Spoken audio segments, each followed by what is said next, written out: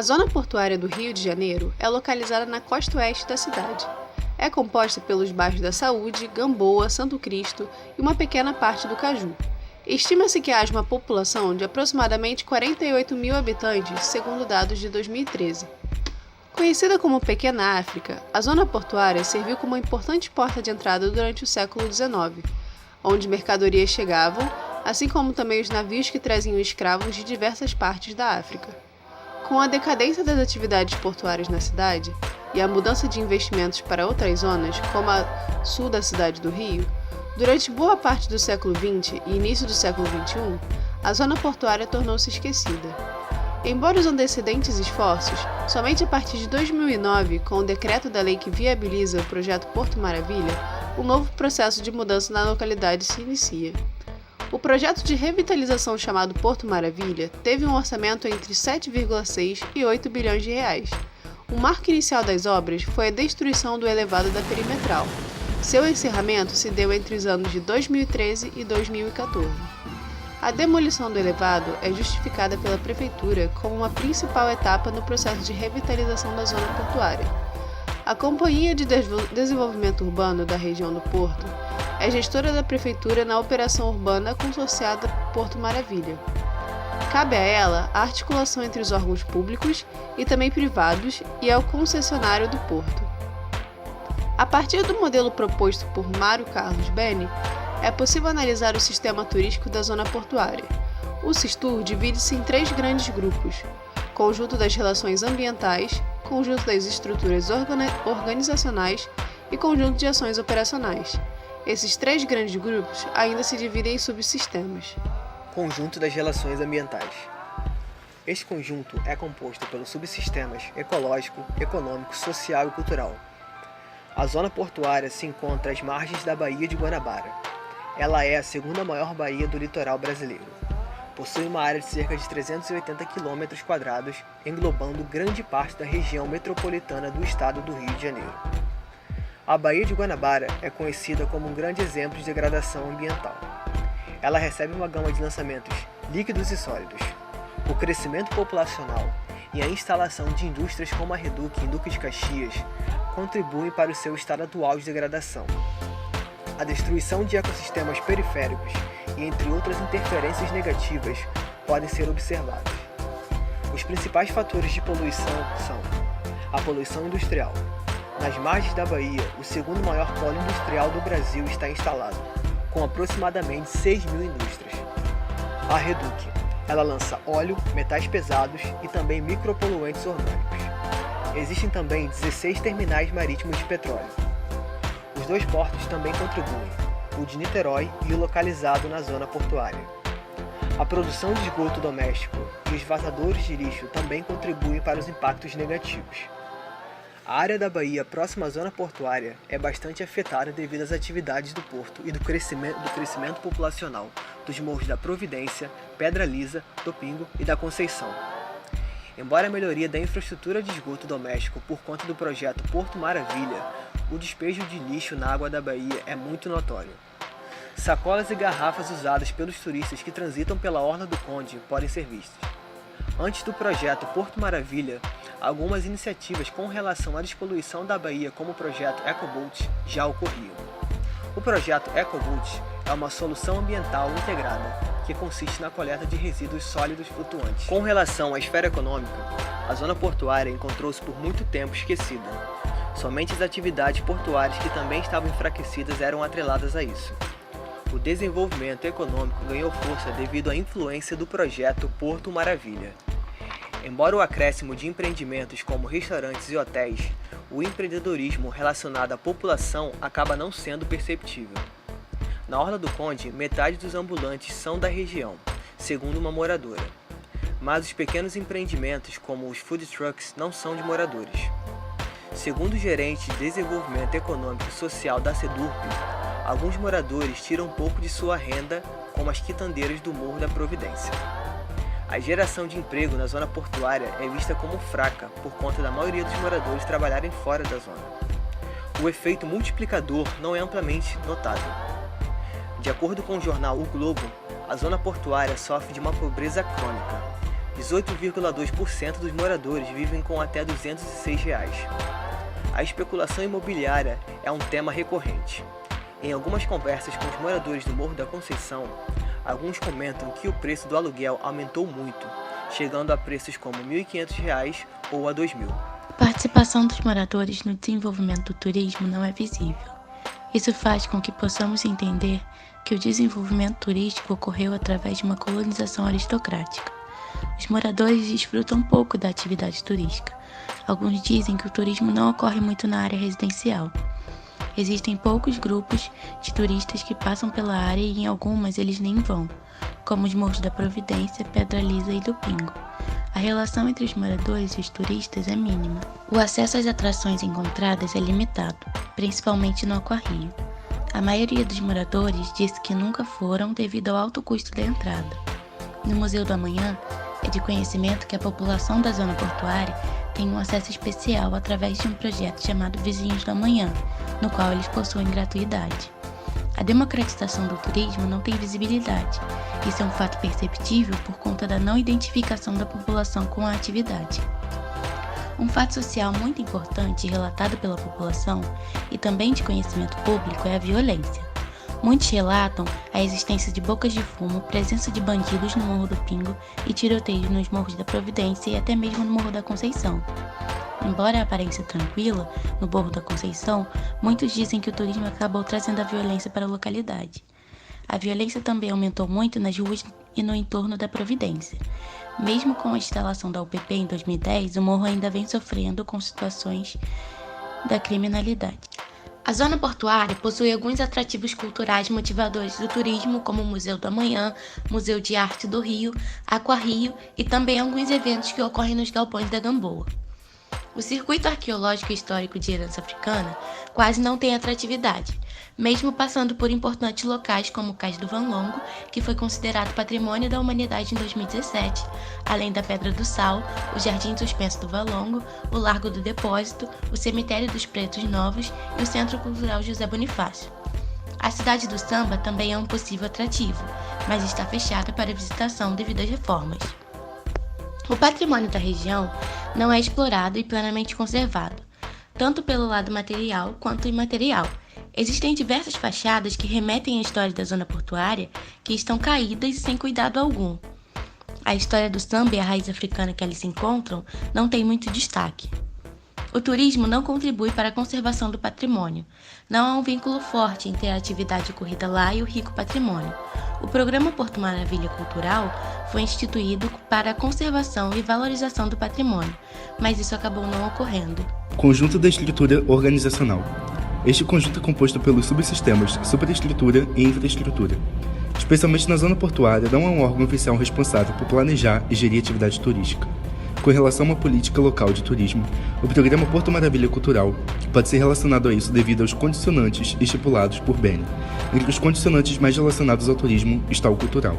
Com o programa Porto Maravilha Cultural, inicialmente buscava-se atrair a atividade turística para a zona portuária através da valorização do patrimônio e de sua conservação. Grande parte das ações pretendidas não se concretizou. Apenas a construção das duas âncoras do programa, que são os Museus de Arte do Rio e do Amanhã, foram concretizadas com sucesso. Dentre as ações do programa Porto Maravilha Cultural, ligadas ao turismo, estão a preservação e valorização da memória e das manifestações culturais, a valorização do patrimônio cultural e material, a produção e difusão do conhecimento sobre a memória da região, a recuperação e restauro material do patrimônio artístico e arquitetônico, a exploração econômica dos patrimônios material e imaterial, respeitados aos princípios de integridade, sustentabilidade, inclusão e desenvolvimento social e a realização de diagnóstico sobre o patrimônio histórico, cultural e arqueológico, formação e pesquisa, incluindo a produção de publicações sobre o patrimônio material e imaterial da região portuária. A infraestrutura da zona portuária pode ser avaliada de modo amplo. Algumas ruas internas carecem de uma boa infraestrutura. Existem reclamações de escoamento de esgoto a céu aberto, obras incompletas que geram muitos transtornos para a população, principalmente dos bairros do Santo Cristo e da Gamboa. De acordo com os moradores, o abastecimento de água funciona, principalmente no Morro da Conceição. Em uma conversa com o senhor, ele diz que costumava fazer muita falta d'água na região, mas que agora houve uma melhora. A limpeza pública pode ser bem vista no Morro da Conceição. principalmente no horário da manhã. Varredores passam pelas ruas do morro. Existem várias latas de lixo e também uma espécie de depósito subterrâneo. Já nos arredores do morro e em outras áreas da zona portuária, a falta de limpeza é perceptível. Com relação à energia elétrica, conversando com uma moradora da Providência da Praça Mauá, a mesma diz que funciona, mas às vezes falta manutenção. No Morro da Conceição existe uma boa iluminação devido à colocação de postes que, de acordo com a população, sempre funcionam. O transporte público é criticado por muitos da região. Houve uma grande parcela de pessoas que disseram que diversas linhas de ônibus foram extintas por causa da implementação do VLT que vai até a rodoviária Novo Rio, um importante terminal rodoviário localizado na zona portuária. Os moradores dizem sentir falta de algumas linhas de ônibus que circulavam na área. Uma moradora relatou que a população ainda tem dificuldade de usar o VLT. O VLT liga a rodoviária Novo Rio ao aeroporto Santos Dumont. Foi inaugurado pela Prefeitura do Rio de Janeiro em junho de 2016. Ele possui 2 linhas de funcionamento e custa R$ 3,80. A consolidação do VLT carioca ainda está em processo. Ele possui uma rede de 28 km. Mesmo com a construção do VLT, a integração da zona portuária com o ambiente externo ainda não é perfeita. Para percorrer uma área do VLT acaba sendo praticamente a única opção. A proposta de revitalização é integrar a zona do porto ao resto da cidade, mas é notável que a relação com o ambiente externo seja um pouco comprometida. Existe infraestrutura específica. Ela foi construída para atender melhor os turistas que chegam dos navios do Pier Mauá durante os meses de outubro ou novembro até março ou abril do ano seguinte. Conjunto de ações operacionais. Esse conjunto é composto pelo subsistema de mercado, oferta, produção, demanda, consumo e distribuição. O mercado turístico pode ser compreendido pela relação da oferta e da demanda. As informações encontradas foram adquiridas empiricamente pela razão da atividade turística ser muito recente. O mercado turístico da zona portuária pode ser caracterizado geograficamente como sendo regional, por conta da atração de visitantes que vêm principalmente de diversos bairros do Rio, cidades da Baixada, assim como muitos turistas de outros estados e países. O turista que deseja consumir a oferta é aquele que está em busca de entretenimento e cultura, e esse é o segmento que pode ser encontrado na zona portuária, que dispõe de diversos atrativos culturais e de eventos que ocorrem nos galpões do Pier. A oferta turística da zona portuária é composta pelos equipamentos como os hostels. Alguns deles podem ser encontrados como o Hostel do Beco, Mauá Rio Hostel, Pop Art Hostel e Rio Maravilha Hostel. O Mauá Rio Hostel, por exemplo, conta com instalações novas e modernas, oferecem quartos mistos compartilhados, quartos femininos e um quarto com a possibilidade de ser privativo. As tarifas variam e pelo sitebook uma diária custa R$ 80. Os hotéis encontrados na zona portuária são o Novotel RJ Porto Atlântico, que é classificado como 4 estrelas com diárias de em torno de R$ 268. Ibis Rio Porto Atlântico, hotel de 3 estrelas, AC Hotel by Marriott, Rio de Janeiro, Porto Maravilha, Gamboa Rio Hotel e entre outros. Bar e restaurante como Gracioso, que é descrito como um ambiente agradável, boa comida e um ótimo atendimento. Restaurante Mauá, localizado no Museu de Artes do Rio, e o Imaculado Bar Galeria. Encontra-se também a famosa Casa de Show The Week, o maior clube do Rio com capacidade para 3.000 pessoas. Entre os atrativos estão o Aqua Rio, que atrai diversos públicos, em destaque os turistas colombianos, argentinos e chilenos, são os que mais frequentam a atração. A tarifa é promocional para os moradores do Rio. Existem aproximadamente 12 funcionários no setor de educação, 16 funcionários no de operação e mais de 20 estagiários.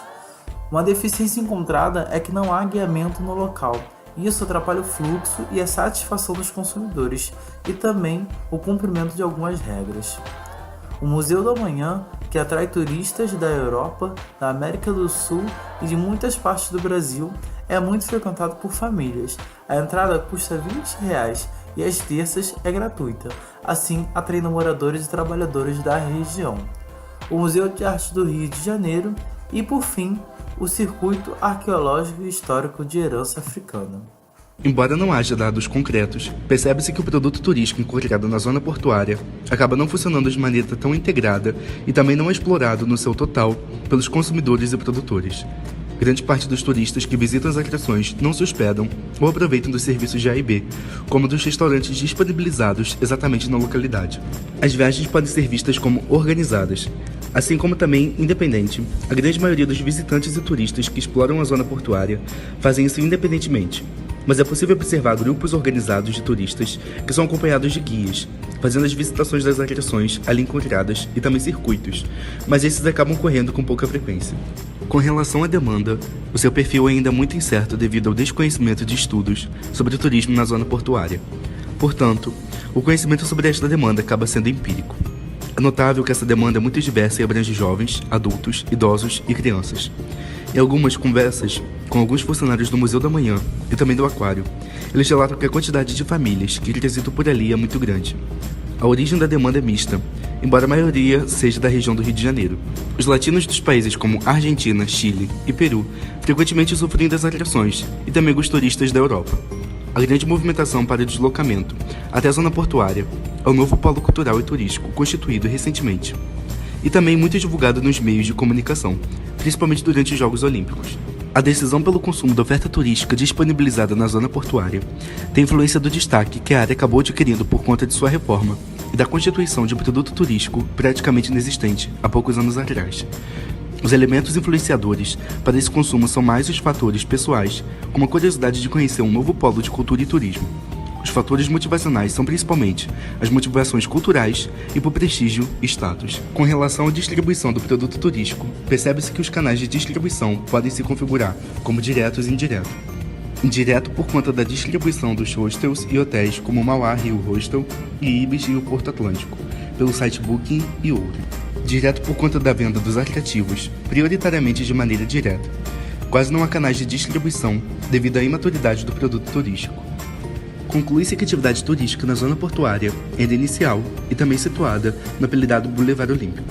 Mesmo que o turismo seja centralizado, ele vem causando certos impactos na vida dos moradores, devido a uma maior concentração de pessoas na região, com o aumento da insegurança e a construção de uma barreira entre moradores e turistas. A oferta turística é ainda muito fragmentada, fazendo com que o consumidor apenas usufrua de poucos elementos que constituem sua oferta.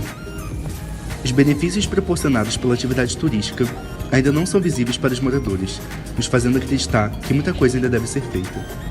Com relação à demanda, o seu perfil é ainda muito incerto devido ao desconhecimento de estudos sobre o turismo na zona portuária. Portanto, o conhecimento sobre esta demanda acaba sendo empírico. É notável que essa demanda é muito diversa e abrange jovens, adultos, idosos e crianças. Em algumas conversas com alguns funcionários do Museu da Manhã e também do Aquário, eles relatam que a quantidade de famílias que transitam por ali é muito grande. A origem da demanda é mista, embora a maioria seja da região do Rio de Janeiro.